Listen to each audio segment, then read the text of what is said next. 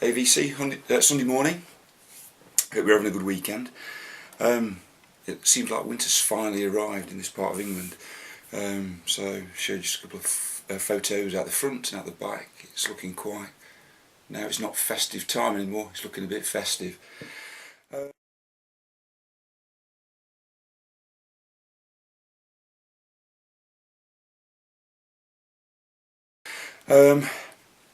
If you look on Facebook, you'll know that I went to Cannonball Records yesterday, which is in Hanley.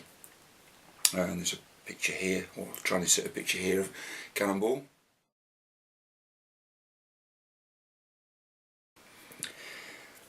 And got some really nice records. Cannonball is a really small shop. A lot of the people who watch my videos from the States often comment about how small records shops are here compared to in the States. And obviously last summer we did go in a very large record shop for us in Florida. But here, the state of the high street at the minute, the state of the economy, business rates are very high. I understand that an independent record shop finds it difficult to make ends meet, and they're always small. So the good ones are usually high quality because you go in there and you can find some really good records. So this is the main haul that I got from yesterday. First was American Dream, Crosby, Stills, Nash & Young. I remember my brother-in-law got this on CD when it came out in 1988, or my ex-brother-in-law now. This one was purchased from Our Price, which was a chain of record shops which no longer exists. Apparently it was £6.99. Well, I think I paid £5 for that yesterday.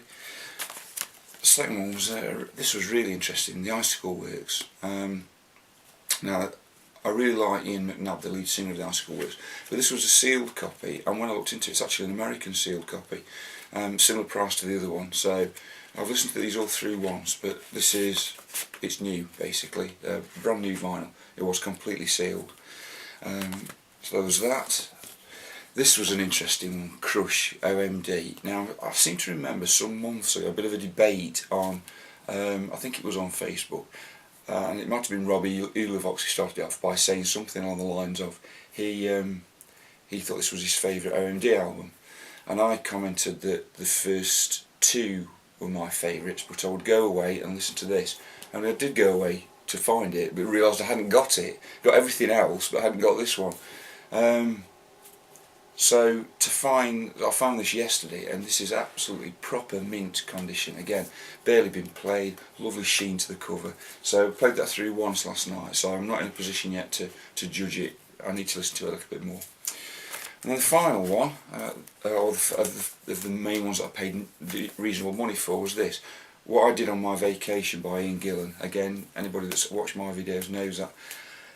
Back in the day, 30 years ago, I was a massive Ian Gillan fan. Always liked his voice, still do.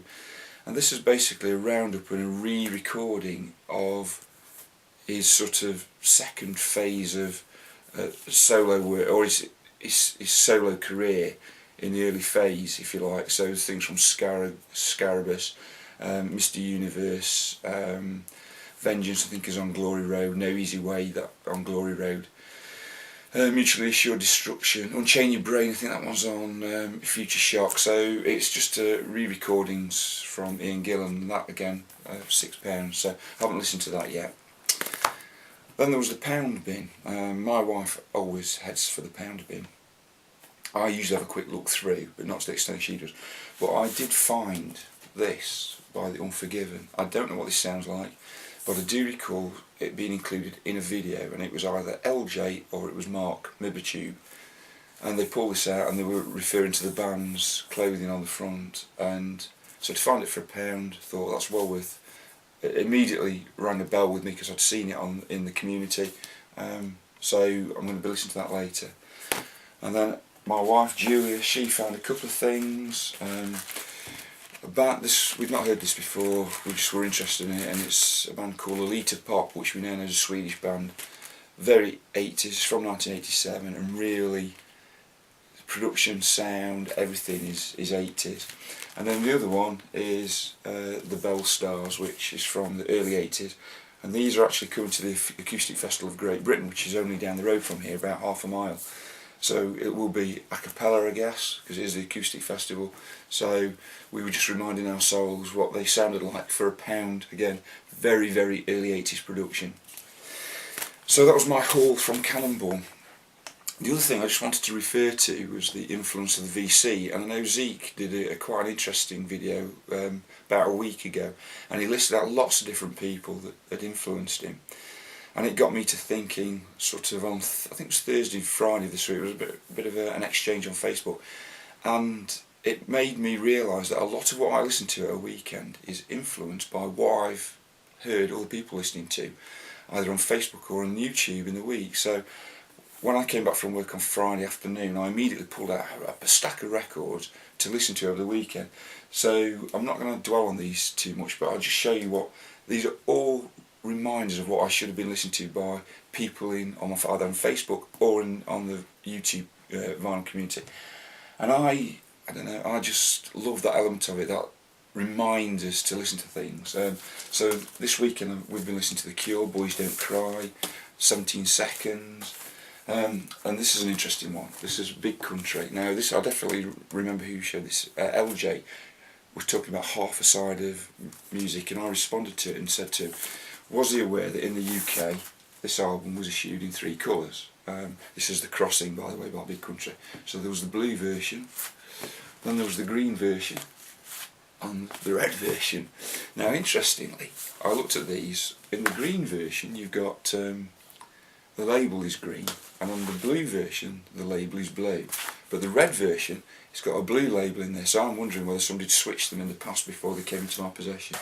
And I don't normally collect multiple copies of the same thing. I think it's a bit of a waste of time really, but I was powerless to resist doing that when I came across these, and again they're not massively expensive, so that was that. And then it reminded me to get LJ referred to this album because it is of a similar nature. He wasn't aware of that, but he was aware that this had been issued. So this is Genesis Abacab. Now I think there are 4 different covers,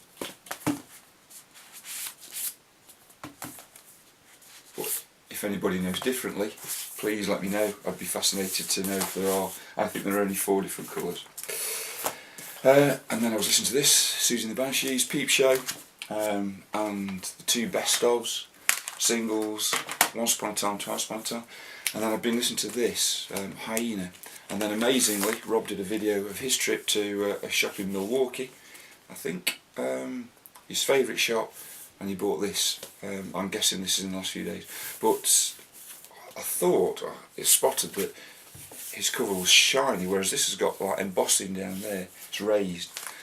And then yesterday morning I was listening to this, the Selector, and the Beat, as opposed to the English Beat, and I think it was last, was listening to this, Love Over Gold, and I got this a couple of weeks ago, but I'm still been listening to this, Unknown Pleasures, and it was Brett that mentioned this, and then I saw and bought the reissue, and then a stack of Bowie, because it was his birthday last week and he's released a new single, so I pulled all these out. This is my entire Bowie collection.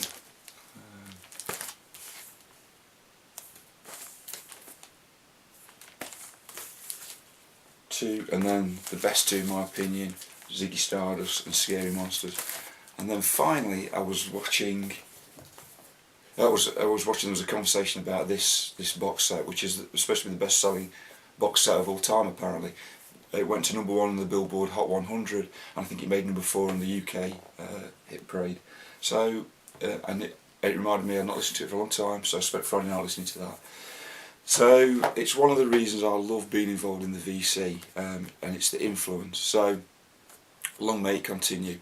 So I'm looking forward to another week of watching what people are listening to on Facebook and watching videos, which I do constantly. So hope you're having a good weekend, VC, and take care.